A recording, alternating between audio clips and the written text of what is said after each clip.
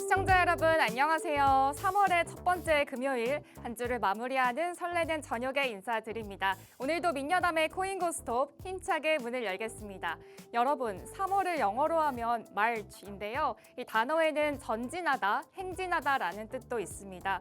그만큼 겨울 내내 얼어 있었던 우리 코인 시장이 이제 3월을 맞이해서 앞으로 전진할 수 있는지 좀 기대가 되는데요. 하지만 무조건 앞으로 전진한다고 해서 모두가 수익을 볼 수 있는 건 아니겠죠.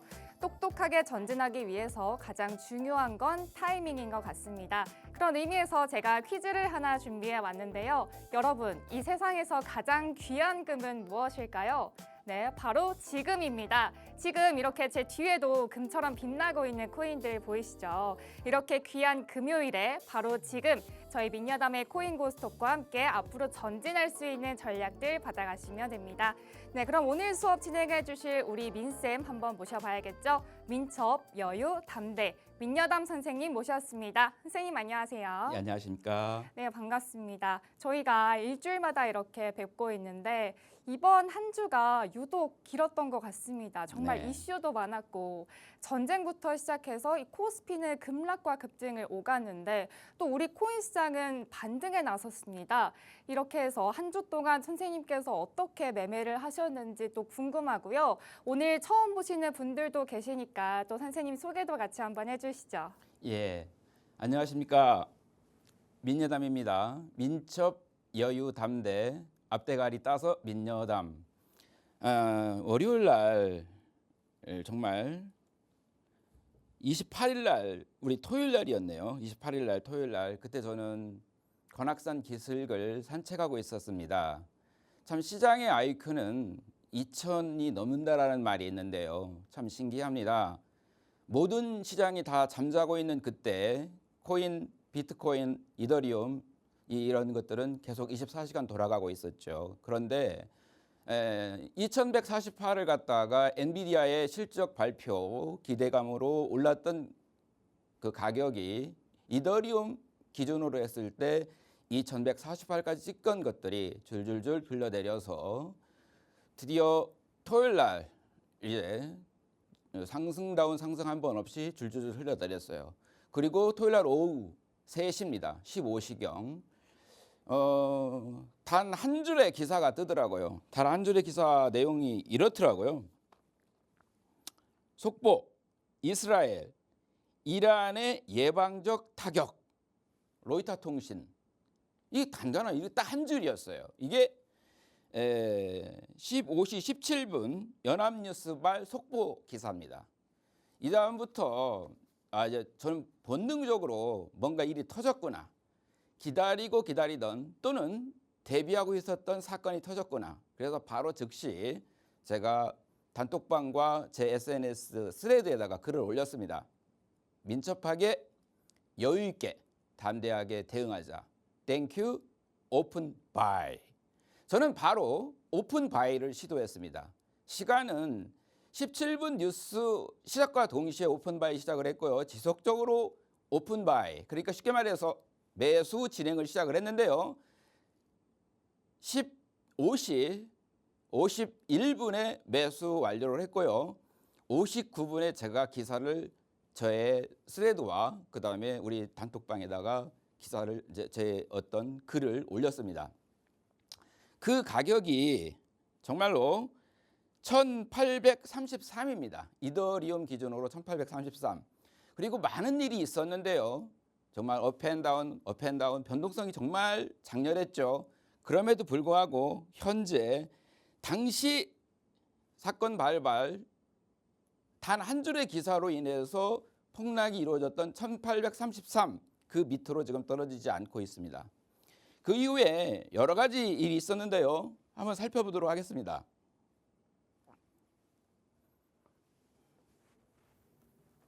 자, 여기가요. 여기가 지금 이제 25일 그날 당일 길입니다. 당일 길이고요. 잠깐만요. 좀 줄일게요. 조금 줄이겠습니다. 이걸로 줄이겠습니다. 이걸로 줄이겠습니다. 이게 지금 이더리움 1시간 차트입니다. 자, 이더리움 1시간 차트인데 이 가격을 한번 제가 찍어 드릴게요. 한번 잘 보십시오.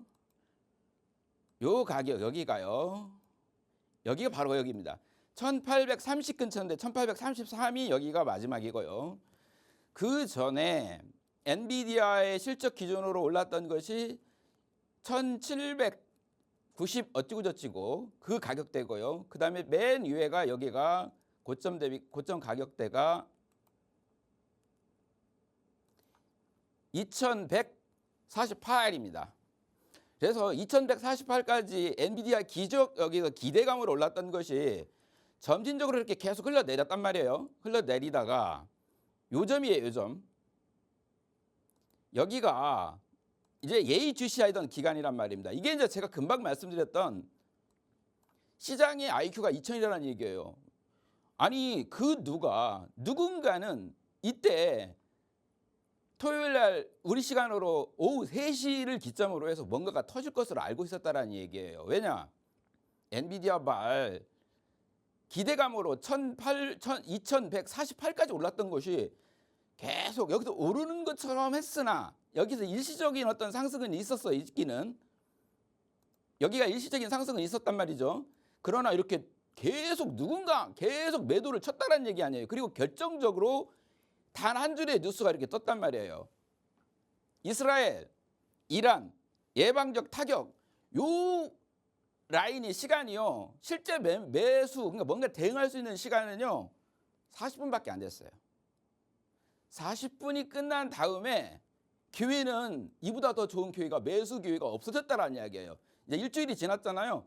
요 가격 지금 현재 1839분. 저 같은 경우에 있어서는 저번 주부터 제가 뭐라고 말씀을 드렸냐면 이더리움 매수의 타점의 좋은 가격대는 1900을 기점으로 해서 1900 저점대 오면은 조금 더 적극적으로, 그리고 만약 그 경우에 1900이 무너지는 그 순간이 오면 더 과감하게 적극적으로 이미 매수 들어갈 것을 강의 시간에 이 생방송 시간에 이미 말씀드린 바 있습니다. 그 기준으로 즉 이더리움의 적합한 타점을 말한 그 기준으로 1900 저점을 기준으로 볼 때 얼마나 좋은 가격이에요. 여기가. 그러니 제 입장에서는 여기서는 당연히 대응하는 것이 맞죠. 여기가 바로 이 지점이 아닙니까? 여기가 1926이네요. 그러니까 1900대를 기점으로 해서 저점 1908, 1910, 1926 이 정도는 굳이 전쟁이 아니더라도 뭔가 준비하고 대응했던 그 시간이었어요. 그러니까 저 같은 경우에 있어서는 이미 언제 터질지는 모르지만, 그리고 이제 저는 그렇게까지 계산을 했거든요. 이번 타켓은 시설물이 아닌 사람이기 때문에 신중할 거다. 그러나 그 전에 이미 기사들은 뭔가 일을 낼 것 같은 그런 어떤 뉘앙스를 풍겼고, 시장은 어마어마한 속도로 여기 보세요. 어마어마한 속도로 이미 이렇게 하락을 하고 하락. 누군가는 이것을 낌새를 알아차리고 여기서 계속 매집을 했다라는 거 아니겠습니까? 여기서 이 대목에서. 그리고 여기서 전쟁이 터졌고 지금 일주일 근간이 흐른 지금 상황에 있어서 아직도 당시 토요일 날 상황인 1830대를 근처를 못 가고 있다라는 거예요. 자, 이게 지금 현재 상황이고요. 3월 1일 날 어떤 일이 있었냐면 결국 전쟁이 일어났다는 소식 듣고 그 다음 날 이제 일요일 날 평온한 일요일 날이었습니다. 근데 새벽 4시경에 이란의 최고 지도자인 하메네이가 사망했다라는 또 짤막한 속보가 떴어요. 그다음에 그것을 확인하는 어떤 후속 뉴스들이 떴는데 트럼프가 확인을 해줬어요. 이번 단 한 번만에 일주일간 끌을 수 있는 그런 어떤 계획을 단 1시간 안에 달성을 했다. 그게 이란 수리부를 비롯해서 40명에서 48명 사이에 있어서 그런 순위물을 우리가 목적을 달성을 했다. 쉽게 말해서 제거했다. 그런 얘기예요. 그 확인 뉴스가 뜨자마자 이란은 이제 대대적인 보복을 예고를 했죠. 살짝 내리더라고요. 그러더니 3월 1일 일요일 날 기점입니다. 11시를 기점으로 해서 또 한 번 폭등이 시작을 하더라고요. 그 이 폭발적인 그 상승이 일어난 것이 3월 1일 11시인데요. 가격이 얼마까지 뛰었냐면요. 2056까지 뛰더라고요. 여기서 이제 제가 느낀 거죠.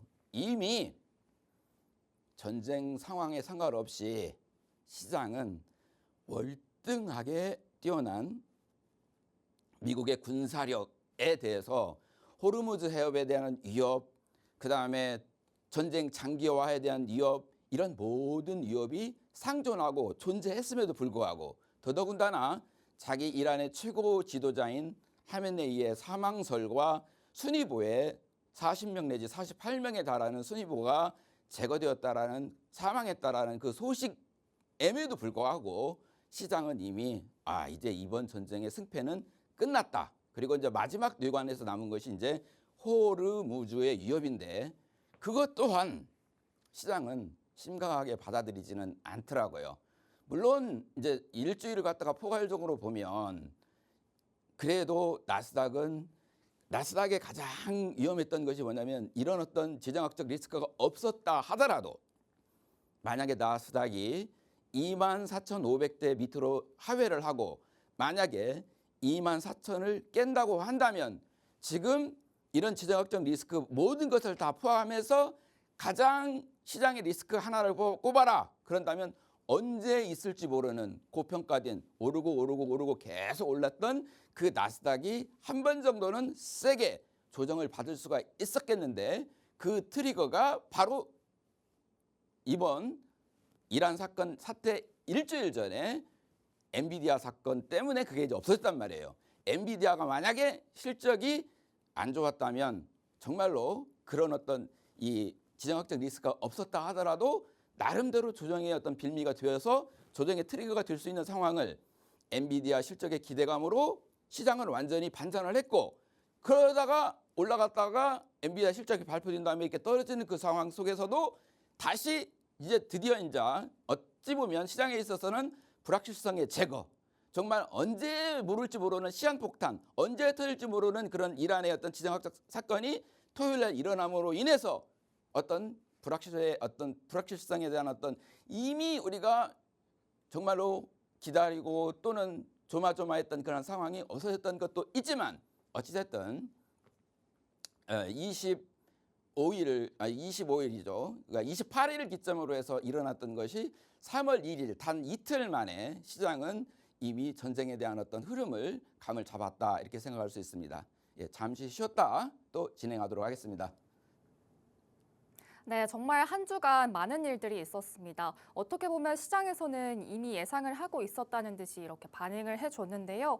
이런 상황 속에서 우리 민쌤께서는 또 민첩함, 그리고 여유로움, 마지막으로 담대함까지 장착을 하시면서 열심히 대응을 잘 해주셨고 또 수익까지 이렇게 낼 수 있었는데요. 저희 지금 이렇게 파도와 같은 전쟁 상황 속에서도 이렇게 민첩하고 여유 있게 그리고 담대하게 대응할 수 있는 전략들 아마 많은 투자자분들도 가져가고 싶으실 겁니다. 사실 저희 방송은 이렇게 일주일에 한 번 그리고 50분 동안 시청자분들을 만나 뵙고 있지만요. 저희 민쌤께서는 사실 매일매일 라이브 강의를 하고 계십니다. 그래서 이렇게 매일같이 전쟁의 속보나 이슈가 터져 나오는 상황에서 나는 이 시장의 이슈를 좀 더 빠르게 정보를 받아가고 싶다 하시는 분들, 이 민쌤의 라이브 강의를 통해서 얻어가실 수 있는데요. 이 해당 라이브 강의는 매일 밤 10시에서 새벽 1시까지 진행하고 있습니다. 다음 주 월요일부터는 밤 9시에서 12시로 시간이 변경된다는 점도 참고하시면 되겠고요. 이 라이브 강의는 지금 화면에 나가고 있는 QR코드 통해서 참고하실 수 있다는 점도 체크해 주시면 되겠습니다. 네, 그럼 다음 수업 계속해서 이어가 보도록 하겠습니다. 여기가 지금 날짜를 보니까요. 한번 보십시오. 28일입니다. 28일 상황이고 여기가 28일 상황입니다. 그래서 이게 이제 전쟁 뉴스를 통해서 단 1시간 만에 이렇게 폭락이 왔고요. 여기서 과감하게 매수를 진행을 했습니다. 그리고 이때는 토요일 날, 일요일 날이고요. 우리가 특이할 만한 사항은 하메네이 최고 지도자가 사망했다는 소식에도 불구하고 일단 단기적으로 2050 근처까지 이렇게 폭등을 했다라는 거. 그리고 이란의 대대적인 어떤 보복 예고를 통해서 시장은 이제 반응을 했어요. 그런데 지금까지 했던 상황을 보면 나스닥이라든지 가상자산이라든지 이런 것들은 나름 잘 버티는데 역시 어떤 유가, 우리가 가장 지금 우려했던 그 유가는요. 1차 이란 어떤 사건하고는 좀 다르더라고요. 1차 이란 사건에 있어서는 바로 유가가 급등을 할 것 같지 뭐 120불까지 간다고 했는데 74불에서 뭐 약 64불까지 62불까지 그다음에 그 밑에까지 막 사정없이 어떤 그 단 한순간에 유가도 폭락을 했던 사건이 있는데요. 이번에는 그게 다릅니다. 여전히 호르무즈 해협에 대한 어떤 위협은 여전히 상존하고 있으나 세상이 그렇게 어떤 이 호락호락하지 않죠.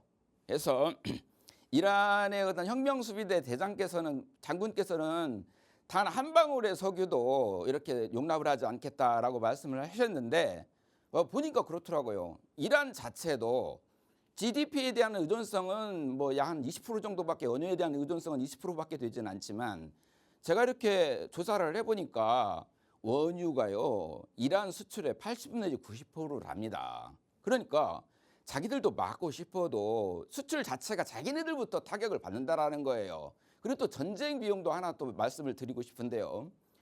야 이번에 뭐 이런 사건이 일어나가지고 호르무즈 해협 얘네들이 버티면 어떡할래? 그리고 지금 뭐 전쟁 비용을 따져봐라. 드론 하나 격추시키는데 패트리어트 미사일 등을 갖다가 막 쏘고 나면은 전쟁 비용에서 결국은 이란이 유익하고 나머지 미국이 더 손해보는 장사 아니냐라는 말도 떠듭니다. 실제적으로 드론 한 대 값이 대략적으로 해다가 4천만 원 정도 된답니다. 그것을 고가의 패트리어트 미사일이라든지 이런 미사일을 통해서 격추를 하니까 전쟁 비용이 실제적으로 100배 내지 500배 드는 건 맞다고 생각을 합니다. 저는 또 그렇게 거기까지 그건 단편적인 것이고요. 그 이면을 한번 보자고요. 자, 어차피 미국이 지금 그 AI라는 어떤 신산업이 미국의 어떤 근간 산업으로 튀기 바로 직전까지는 어땠습니까? 미국의 근간은요, 사실상 군산 복합체가 떠받든 나라가 아니겠어요? 그렇다고 한다면은 그 군산 복합체의 입장에서 본다면은 제가 말은 그 다음은 안 하겠습니다. 이 전쟁이 군산 복합체 입장에서는 어떻겠어요? 우리 K방사도 지금 수출하고 있잖아요. 돈이 많이 드는 건 사실이지만 그 돈을 없어지는 돈이 아니라 결론적으로 돌고 돌아서 결국 미국이나 기타 등등 군산 복합체나 뭐 K방산이나 이런 데로 흘러 들어온다라는 거예요. 이런 농담도 있더라고요. 야, 지금 마치 전쟁이라는 것이 말이다. 오토바이가 막 가지고 돌진을 하면 그 비싼 페라리로 그걸 막는 꼴이 되는 거 아니냐라는 말이 지금 회자되고 있더라고요. 맞습니다. 오토바이가 전진하면 그것을 그 비싼 페라리로 지금 막고 있는 그런 격이에요. 그러나 페라리를 만들음으로 인해서 거기서 나오는 플러스적 산업 효과는 이란이 가져가요? 미국이 가져가잖아요. 마찬가지예요. 패트리어트 미사일 등등을 비롯해서 고가의 장비들이 전쟁 비용으로 사용되지만 그게 없어져요? 그걸로 인해서 미국의 산업의 부강, 국부의 어떤 다시 이제 출렁출렁해서 조금 엄밀하게 얘기하면 재고도 좀 없애고 새로운 신생 어떤 산업의 동력도 일으키고 이렇기 때문에 미국으로서는 단순하게 야 이거 드론 한 대 4천만 원짜리 없애기 위해서 몇백 달러짜리 아니면 천문학적인 숫자의 미사일을 갖다가 사용하는데 전쟁 비용에서 손해 아니냐 이런 말에 대해서는 깊이 따져볼 문제입니다. 액면가로 볼 수는 없다라는 거예요. 그래서 지금 이란의 혁명 수비대 대장이 호르무즈 해협을 갖다가 완전히 폐쇄한다고 했는데 측면으로 보면 액면 들어가는 비용으로 보면 이란이 적게 들고 전 세계적 입장에서 유가를 갖다 200달러까지 올리면은 너희들이 먼저 손을 들 거라고 생각을 하는데 그렇지 않죠. 지금 현재 지금까지 드러난 어떤 국방용으로 보면은 얼마든지 호르무즈 해협을 갖다가 이제 군함이 뭐 이렇게 호위도 할 수 있고 뭐 보험도 이렇게 보험료도 보전해 준다고 하고 여러 가지 방법으로 지금 이제 자구책을 어떤 세계적으로 뭔가 구비를 하는 그런 마당에 진짜 이란이 호르무즈 해협을 사실상 봉쇄된 건 맞아요. 그렇지만 이것을 필요 이상으로 진짜 유가가 뭐 그 혁명수비대 대장 장군이 말했듯이 200불로 뛰는 현상까지 놔두지는 않을 거다. 이거를 시장에서 반영을 하더라 이거예요. 그래서 토요일 날 1833 이더 기준으로 해서 떨어졌던 그 라인을 지금은 이제는 한 단계 업그레이드로 확 시켜버렸어요. 그래가지고 지금은 이제 2000대를 갖다 유지하고 있는데요. 한번 볼까요? 지금 현재 가격대가 여기입니다. 지금 가격대를 보면은요, 예, 찍어드릴게요. 자, 2082네요. 자, 이거 1분봉으로 한번 볼까요? 2082잖아 여기요. 그리고 이걸 1분봉으로 보면 5분봉으로 보겠습니다. 5분봉으로 보겠습니다. 자, 5분봉으로 보면 밑에 보이는 어떤 레인지 가격대가요. 여기입니다. 자, 떨어졌다 하더라도 2060입니다. 지금 무슨 모습을 보이냐면은 위에서부터 이렇게 폭락이 나름대로 이렇게 조정을 준다 하더라도 이제는 전쟁 이전에는 1800대 초반 또는 전쟁 당시에는 1833 여기까지 내려갔는데 지금은요 얼마나 올라갔습니까? 2080 거의 200이 올라갔어요. 그러니까 떨어진다 하더라도 이제 2000대를 안착한 모습을 보였다. 이렇게 지금 볼 수 있는 상황이기 때문에 이미 시장에서는 장기화가 될 우려도 있고 그다음에 호르무즈 해협 등에 대한 어떤 경제적인 우려도 있기는 하지만 그럼에도 불구하고 이제 시장은 상승의 기반을 추세까지는 아니다. 상승 추세를 이어간다 이렇게 말하기는 좀 약간 무리가 있어도 상승 기조를 이어가고 있는 상황에서 지금 이런 조정은 얼마든지 있을 수 있는 거잖아. 이거는 뭐 전쟁이 없다 하더라도 이 정도의 조정은 얼마든지 있었으니까요. 이렇게 있을 수 있습니다. 제가 지금 이 전쟁 비용 얘기를 해드렸고요. 그 다음에 그 전쟁 비용이 단순하게 비교를 한다고 한다면 그건 어폐가 있다. 이런 어떤 전쟁을 통해서 미국이 보이지 않는 어떤 이 중국에 대한 어떤 견제 효과라든지 그 다음에 어떤 자기네들의 어떤 근간 산업인 군산 복합체들이 나름대로 어떤 산업을 갖다 더 튼튼히 할 수 있는 그런 모습을 얼마든지 볼 수 있다고 합니다. 잠시 또 쉬었다가 다음 제가 구체적으로 매매를 어떻게 하는지에 대해서 이야기해 보도록 하겠습니다. 김민아 앵커님 나와 주십시오. 네, 맞습니다. 유가에 대해서 말씀을 해주셨는데 이제 간밤에 이란이 미국의 유조선을 타격했다라는 보도가 나오면서 유가가 81달러 선에 터치하기도 했습니다. 아마 운전을 하고 계시는 분들이라면 이제 운전을 하다가 기름값이 많이 올랐다라는 것도 확인하실 수 있는데요. 이렇게 우리 시장이 전반적으로 좀 민감하게 반응을 하고 있는 상황입니다.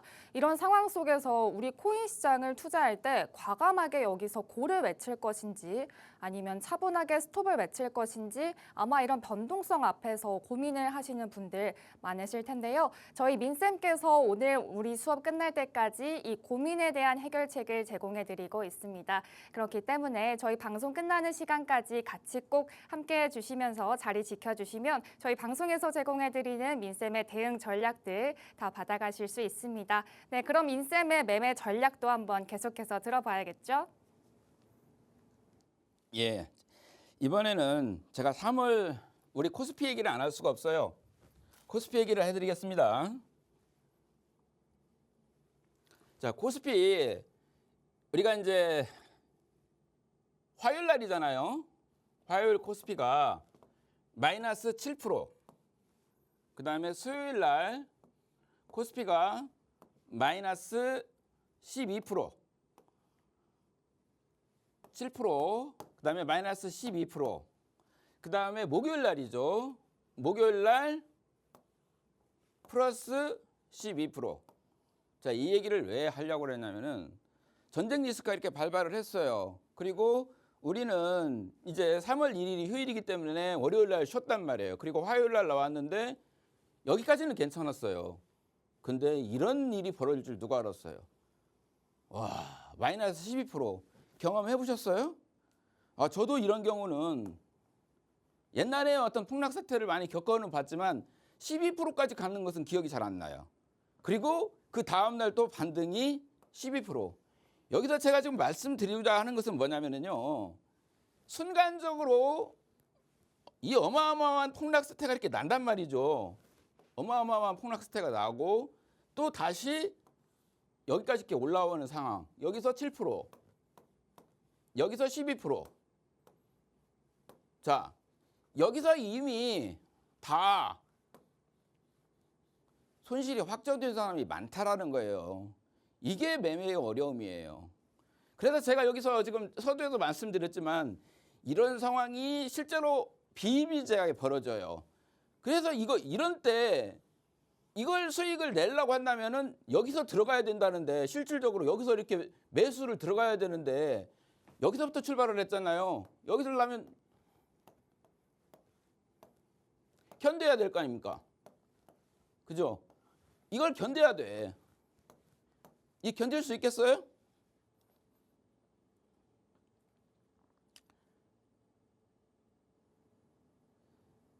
코스피 대폭락의 날 아마 이게 견디는 사람들이 많이 없을 거예요.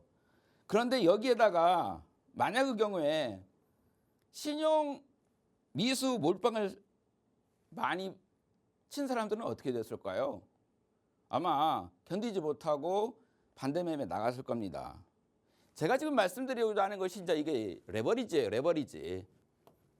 우리가 레버리지를 갖다가 잘 이해를 해야 매매를 할 수가 있는데요. 결론적으로 이 어마어마한 폭락 사태와 급변동 상태에서 어마어마한 변동성 상태에서 살아남는 방법은 레버리지가 몸에 배야 돼요. 주식은 신용미수 몰빵이라는 것이 있어서 신용미수 몰빵하면 안 된다라는 그런 격언이 있지 않습니까? 주식에서 신용미수 몰빵을 하면 그것은 곧 패망의 길이다. 여기서 보여줬어요. 마이너스 7%, 마이너스 12%. 이때 신용미수 몰빵 친 사람들. 이 몰빵이라는 개념은 내 자본금을 다 넣었다라는 거예요. 내가 1억이 있으면 1억을 다 이미 다 쏟아 넣었다. 현금 비중이 없다. 신용비수 몰빵했다라는 얘기예요. 이런 사람들은 어떻게 됐을까요? 단 이틀의 급변동 상황에서 변동성에서 버텨낼 수 있었을까요? 제가 이 얘기를 하고 싶은 거예요. 코인이 어렵다고 얘기하는 것은 코인이 어려운 것은 단 한 가지입니다. 코인이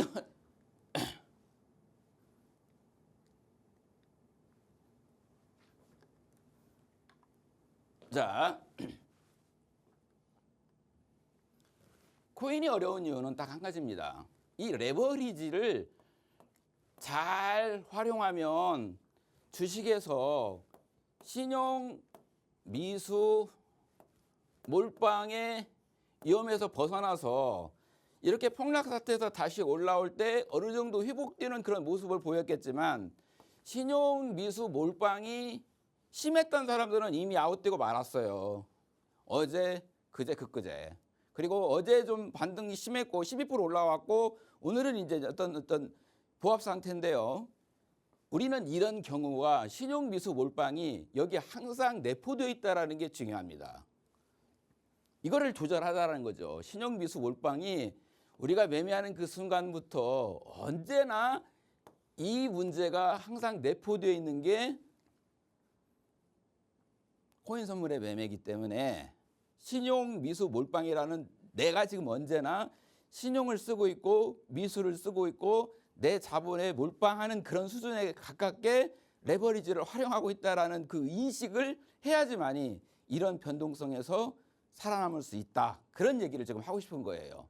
실제로 제가 저번 시간에 우리 시장에서 A씨라는 사람의 어떤 이야기를 제가 여러 들었고 일양약품을 자기가 누구보다도 잘하는 상황에서 2만 원부터 시작을 해가지고 매집을 시작을 했다가 신용 미수 몰빵을 다 친 다음에 이게 뭐 2만 원에서 7만 원이 되니까 야 이거 돈이 되네. 그래서 주수만 늘리면 좋겠다라는 생각을 가지고 2만 3천 대까지 여기 2만 3천 주까지 모았는데 나중에 이게 10만 원이 되니까 이게 이제 평가 금액으로 23억이 되더라. 그래서 주변 사람들이 야야야야 이거 팔아라. 이거 이익 실현해라. 그렇게 해가지고 신용미수 몰빵에서 뭐 친구 돈이라든지 그다음에 빚을 얻었다든지 급한 돈이라든지 이런 부분들은 미리 다 해결을 하고 가라. 그런 어떤 조언을 했음에도 불구하고 그게 막 돈이 막 불어나고 있는 그런 상황에서는 야 조금만 더 참어. 이 돈방석에 앉아. 그런 얘기를 하는 게 사람의 어떤 욕심이다. 거기까지 얘기를 했었거든요. 그리고 또 BC 같은 경우에 있어서 예화는 10월 10일 상태에 있어서의 그 이 변동성 급변 상황에서 그때도 이제 지금과 같은 어떤 폭락이 있었는데요. 지금보다 훨씬 더 센 폭락이 있었죠. 근데 자기가 기준하고 있던 어떤 레벨, 저점의 레벨을 훨씬 뛰어넘었을 때 어쩔 수 없이 당하는 그런 상황. 그 BC 얘기를 했었고 그 다음에 그것을 그때라도 정신을 차리고 물량을 갖다가 대폭적으로 조정을 했었으면 좋았을 텐데 오히려 기회가 있을 때마다 현금 남겨놓은 것을 다시 저점이다 생각해가지고 계속 주식의 수를 갖다가 늘림으로 인해서 나중에는 이 가격이 이더리움 기준으로 해서 4,000대에서 지금 1,800대, 1,740까지 떨어지는 그 상황을 버텨내지 못하고 결국은 반대 매매가 당하는 그런 상황이 와가지고 BC의 경우에 있어서 117억이라는 어마어마한 평가 자산이 3억이 되었다라는 그 사실. 그 다음에 요 얘기를 제가 잠깐 하다가 말았는데요. 매매하는 방법에 있어서 여기서 일단 사. 근데 손실이야. 그러면 1차 물을 타. 물타기에 이 잦은 거예요. 그 다음에 또 떨어져. 2차 물타기. 또 떨어져. 3차 물타기. 또 떨어져. 4차 물타기. 또 떨어져. 에라 내가 생각할 땐 여기는 이제 더 이상 떨어지지 않아. 이 이상 떨어진다는 건 말도 안 돼.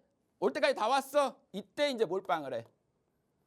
몰빵이라는 것은 어마어마한 물량을 다 내가 넣을 수 있는 그걸 갖다 넣어가지고 여기서부터 이렇게 떨어지는 것을 평단을 요만큼으로 낮춰버리는 거야. 그러니까 요만큼만 올라가면 이제 이 떨어진 양을 요 조금만 올라가면은 이제 나는 나와버리는 거야.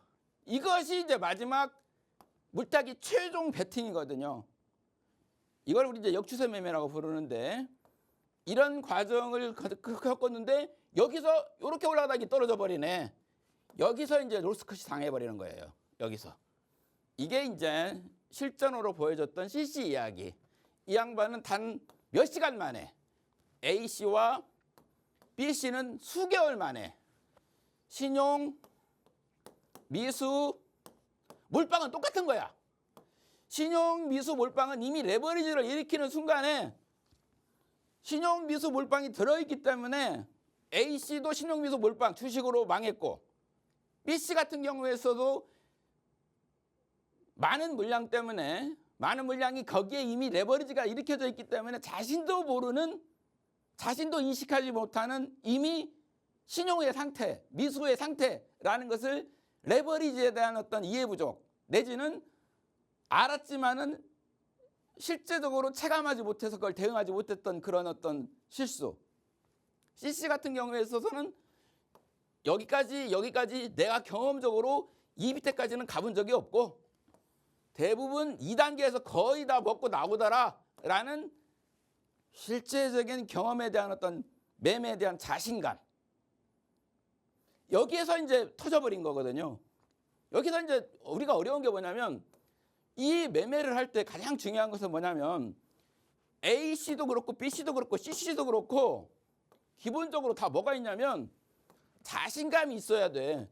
자신감이 없이 어떻게 이런 행위를 할 수가 있겠냐고. 자신감이 있었기 때문에 내가 자신 있게 뭔가 들어가고 자신 있게 행동하고 정말 그 수십억이나 되는 돈을 갖다가 몰빵하고 그런 행위를 했었던 거 아니겠습니까? 그러나 결과는 어떻게 됐어요? A씨는 줄 때 못 먹었어. 이미 시간도 막 몇 개월에 걸쳐서 일어나는 일이기 때문에 시간이 엄청나게 많았다고 이 사람의 경우는 A씨는 주식이기 때문에. 근데 그거를 놓쳐가지고 결국은 23억이라는 손실을 지금도 회복하지 못했다라는 거. B씨의 경우에 있어서는 무려 평가 자산이 110억 정도에서 그래도 기사회생으로 뭔가 지금 도모하고 있습니다. 그래서 남은 짜투리 돈으로 지금 뭔가 도모하고 있고요. 이거는 이제 우리 업계에서 다 아는 사실이고요. C씨는 뭐 워낙 실력 있는 분이니까 저는 언급을 안 하겠습니다. 이분은 또 이거 말고도 이런 손실을 입고도 또 대응을 잘 하시는 분이에요. 뭐 이분은 뭐 일반인이 아니에요. 아주 특출난 분이기 때문에 또 이분대로의 노하우가 있기 때문에 제가 언급을 하지 않겠고, 핵심은 뭐냐면 왜 이런 얘기를 드냐면 여기에서 기세도 있고 자신감도 있어야 되지만 결론적으로 기세도 있고 자신감이 없으면 매매 자체가 이루어지지 않아요. 그 근처에도 못 가. 그런데 그 모든 것을 다 통틀어서 핵심은 뭐야? 결국은 물량 관리예요. 물량 관리. 그 물량 관리를 제가 그냥 하자는 게 아니에요. 물량 관리를 그럼 어떻게 해야 되느냐? 물량 관리. 이게 가장 중요한데 물량 관리는 리스크 관리란 말이에요. 물량 관리가 리스크 관리인데 그걸 어떻게 하냐면 실질적으로 내가 1,000불이 있어. 1,000불 갖고 매매를 하면 내가 예를 들어서 이제 1리더를 사. 예를 들어서 1,000불이 있는데 1,000불 가지고 1리더를 사. 1리더를. 그러면 시스템이 당신이 얼마 가격이면 청산이 됩니다 라는 것이 리퀴데이션 프라이스야. 그리고 내가 들어간 가격이 얼마에 들어갔다. 지금 예를 들어서 2,070에 여기서 상방으로 들어갔다. 그러면 뭐 예를 들어서 1,000까지 떨어지면은 당신은 청산됩니다. 이게 리퀴데이션 프라이스인데 이 지금 현재 들어가 있는 엔트리 프라이스 또는 마켓 프라이스 현재 가격 그거 대비 내가 가지고 있는 그 물량이 얼마 되면 청산된다고 다 시스템에서 알려주거든. 리퀴데이션 프라이스가 여기서 여기까지를 갖다 룸이라고 부르는데 리퀴데이션 룸이 1,000 정도가 남잖아요. 이게 1,000밖에 안 됐어 이제. 이게 써 있어. 그럴 때부터는 어떻게 돼야 돼? 아무리 저점이다 생각하더라도 물량을 집어넣으면 안 돼요. 아시겠죠? 이게 핵심 포인트예요. 잠시 쉬었다가 수업을 이어가도록 하겠습니다. 네, 맞습니다. 이번 주에 우리 한국 증시가 정말 많은 낙폭 그리고 또 그것을 넘어서는 반등까지 이어졌는데요. 이렇게 롤러코스터 장세를 보여줬습니다. 방금 우리 민쌤께서도 얘기를 하셨는데 이렇게 큰 변동성을 보여준 데에는 레버리지 그리고 역추세 매매, 물타기라고 하죠. 이 두 가지가 좀 크게 작용을 했다 이렇게 언급을 하셨습니다.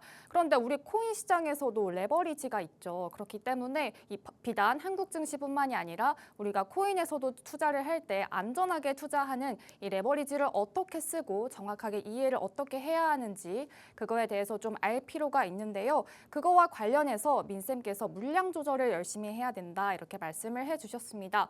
그런데 물량 조절이 뭔지 그런 걸 어떻게 하는 것인지 좀 나는 세부적으로 공부해보고 싶다. 그리고 또 어떻게 하면 안전하게 이런 전쟁 속에서도 살아남을 수 있는 것인지 좀 더 집중적으로 공부하고 싶으신 분들 위해서 저희 민쌤께서 매일매일 라이브 강의 진행하고 계시니까요. 이 라이브 강의 화면에 나가고 있는 QR코드 통해서 참고하실 수 있다는 점도 체크해 주시면 되겠습니다. 네, 그럼 수업 계속해서 이어가 보도록 하겠습니다. 이번엔 좀 편안한 얘기 좀 하겠습니다. 이번에 리스크 관련 속에서 디지털 금이라는 말이 이제 가상자산 비트코인을 갖다가 일컫는 다른 별명이었는데요.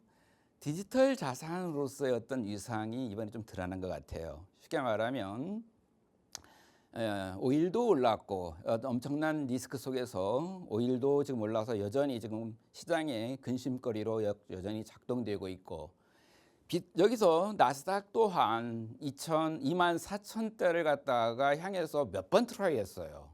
저는 지금도 시장에서 가장 큰 리스크가 뭐냐라고 묻는다면 주저없이 나스닥이 24,000대를 향해서 만약에 24,000대를 깨고 내려간다. 그러면 뭐 그건 얘기할 것도 없는 새로운 조정 장세라고 보고 거기에 저는 대응을 할 생각입니다. 그런데 그런 모습들이 많이 보여졌고 나스닥이 다행히 엔비디아가 시장을 전환함으로 인해서 다시 25,000대까지 다시 뛰어 올랐고 그다음에 이번 전쟁에도 불구하고 나스닥이 24,000대 밑에까지 떨어지는 조짐을 보이기는 했으나 결국은 다시 또 25,000대까지 올라와서 호랑이 아가리는 벗어난 상태가 아니냐라는 표현을 제가 또 했던 기억이 나고요.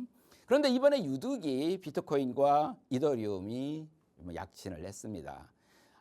일주일 전만 해도 이더리움의 좋은 타점은 제가 1900대의 초반대라고 얘기를 했는데 지금은 이제는요 상황이 변해서 지금은 이제 2000대 초반이고 방금 직전에 어디까지 갔었냐면요 이제 오늘이 목요일인데요, 금요일인데요, 수요일날 밤입니다. 수요일날 밤에 기염을 토했죠.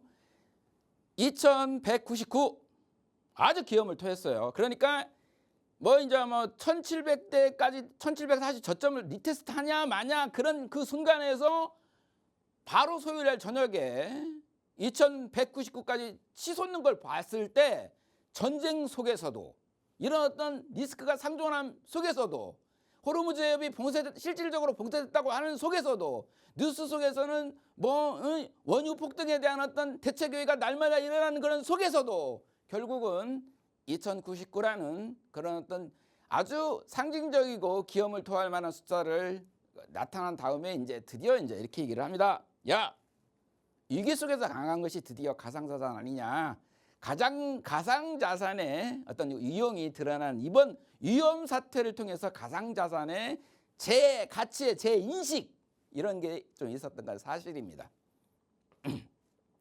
가상자산의 상승 모멘텀을 간단하게 정리를 하면 방금 말했듯이 역시 대장은 나스닥이라고 저는 생각을 합니다. 그러나 여전히 나스닥이 위태위태하기는 하지만 상승 기조를 굳건히 지키고 있는 한 여전히 가상자산 비트코인과 이더리움은 상승 기조에는 변함이 없다고 생각을 합니다. 그리고 이제 짧게 들려오는 소식에 의하면 클래리티 법안에 대한 어떤 기대감, 그래서 역시 지금은 트럼프로 시작해서 트럼프로 끝나는 시대가 와버렸는데 트럼프 대통령께서 은행연합회를 향해서 야 이거 해야 된다.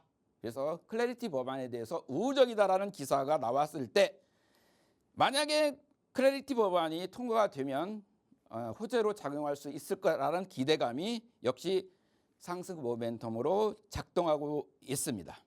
그리고 역시 이번에 디지털 금까지는 아니지만 위기 시에는 정말 초강력 부호들이 찾을 수밖에 없는 그런 어떤 가치로서의 비트코인의 모습을 이번에 다시 볼 수 있겠고요.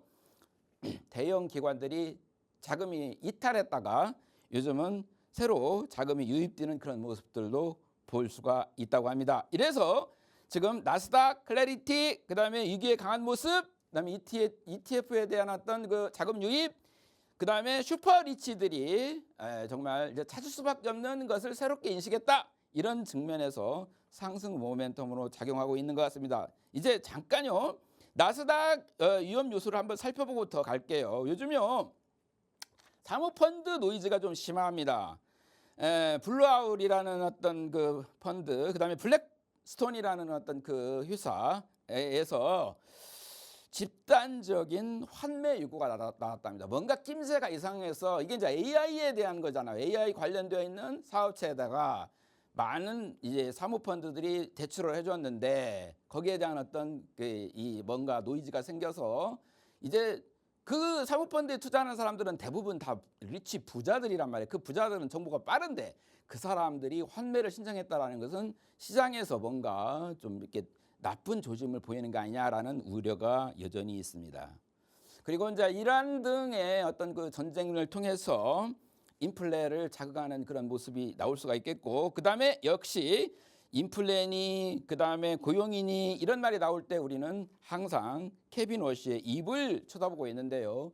여전히 케빈 워시에 대한 행보에 대한 설왕설래가 많지만 아직도 케빈 워시 본인은 자기의 입장 표현을 안 하고 있는 아주 고도의 테크닉을 발휘하고 있는 모습을 볼 수가 있어요. 자, 오늘 저녁에는 이제 비농 고용자 수가 발표가 되는데요. 이런 지표들에도 아주 유심하게 우리가 살펴봐야 될 것 같고요. 현재의 모습은 데이터는 좋습니다. 고용도 나름대로 괜찮고요. 근데 조금 걱정되는 것은 저번 시간에도 봤듯이 PC 등 물가가 조금 상승 추세예요. 이런 것들은 전부 다 금리 인하에 대한 적신호가 아니겠어요? 그래서 금리 인하에 대한 적신호면 결국 이건 하방 요인이 된단 말이죠. 그래서 이런 부분들, 그래서 나스닥에 직접적으로 작용하고 있는 그런 하방 리스크들을 잠깐 살펴봤고요.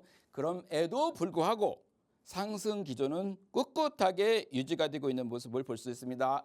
나스닥 기준으로 해서 24,500선은 어떻게든지 지키려고 하는 시장의 모습을 우리는 이룰 수가 있겠고요.